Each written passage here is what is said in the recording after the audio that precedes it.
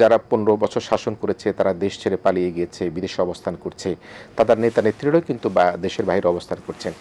এই সরকার পরিচালনার ক্ষেত্রে যারা বিরোধী দলে আছেন এবং যারা দেশের বাইরে আছেন, তারা কি এই সরকার পরিচালনার ক্ষেত্রে জনাব তারেক রহমান বা তার টিমের জন্য কোনো প্রতিবন্ধকতা তৈরি করতে পারে কিনা মনে হয়?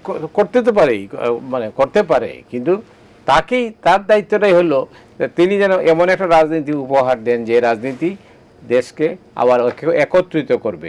সমালোচনা থাকবেই, তিনি তো বলছেন যে আমার সমালোচনা করেন, যতটুকু পারেন সমালোচনা করেন। 2001 থেকে 2006 সরকারের সময় তারেক রহমানের বিরুদ্ধে ঢাকার দুটি জনপ্রিয় পত্রিকা 21টা স্টোরি করেছিল। তো উনি তো, সরকার তো তখন কোনো ব্যবস্থা নেয় নাই, বা তারেক রহমান ফোন করে বলেন নাই কিছু করতে। অনেকগুলো স্টোরি তাদের তার কি নিয়ে বিভিন্নভাবে তিনি কিভাবে প্রশাসনে হস্তক্ষেপ করেন, এটা যেটা পরবর্তীকালে প্রমাণিত হয়েছে যে না, এটা ওইটা মেলাইন করার জন্য ওটা সঠিক ছিল না। যাই হোক, কিন্তু তিনি করেন নাই। তিনি এখনো ঘরোয়া আলোচনায় যেটা বলছেন, তিনি বলছেন যে আমি মানে এই মত প্রকাশের স্বাধীনতা আর সংবাদ মাধ্যমের স্বাধীনতায় আমার সরকার কোনোদিনই হস্তক্ষেপ করবে না। এটা যদি হয়, এটা এইরকম তো সিদ্ধান্ত আমার মনে হয়, এটা যদি তিনি বিশ্বাস করেন এবং করেন, তাহলে আমার মনে হয় বাংলাদেশ এগিয়ে যাবে। আর অন্যান্য মানবাধিকার লঙ্ঘনের ঘটনা যদি না ঘটে, বিনা বিচারে মানুষ যাতে মারা না যায় বা শাস্তি না হয়, বা মানুষের অনেকে আছে জেলখানায় মারা যাচ্ছে।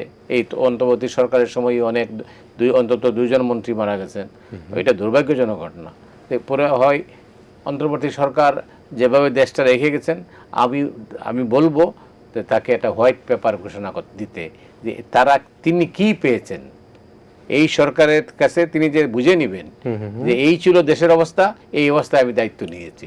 এটা যদি তিনি না করেন, তাহলে ক্ষমতায় এসেই তিনি দেখবেন খালি নাই নাই নাই, তখন সবাই মানুষ মনে করবে যে ওনার আমলেই সব শেষ হয়ে গেছে।